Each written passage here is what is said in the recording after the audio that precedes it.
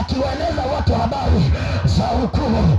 Biblia inasema Yesu akawa amepita kwenye mji mmoja.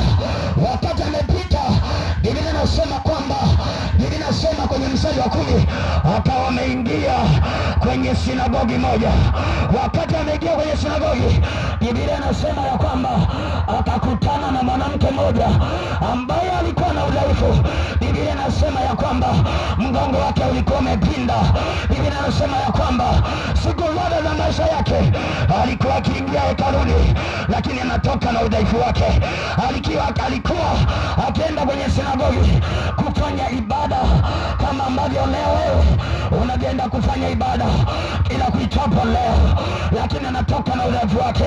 Biblia inasema ya kwamba saa imefika mwanaume Yesu Kristo aliye hai ameingia ndani ya hekalu. Biblia inasema ya kwamba, sema ehe, sema ehe. Tikisa kidogo jirani yako, mwambie usishangae shangae. Tikisa tena kidogo, mwambie usishangae shangae.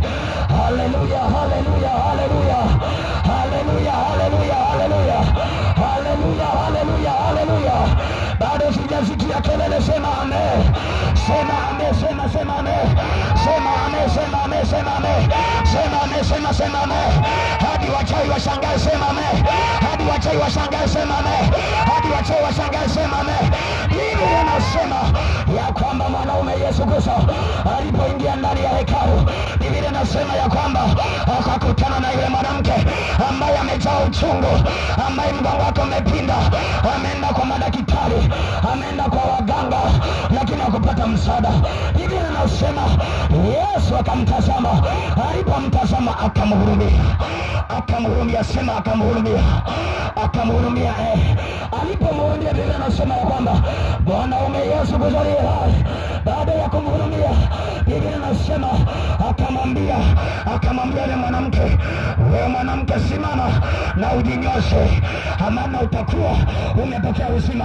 Mara ghafla yule mwanamke akawa amepata maelekezo. Sema akapata maelekezo. Sema akapata maelekezo. Mwanaume Yesu akaanza kumwambia. Biblia inasema kwamba yule mwanamke akusita alikuwa amepinda namna hii, alikuwa anatembea namna hii, alikuwa anatembea namna hii.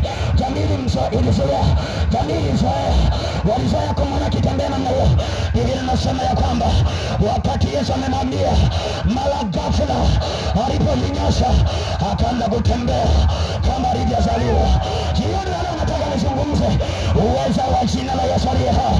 Jioni leo nataka nizungumze habari ya uweza wa jina la Yesu aliye hai.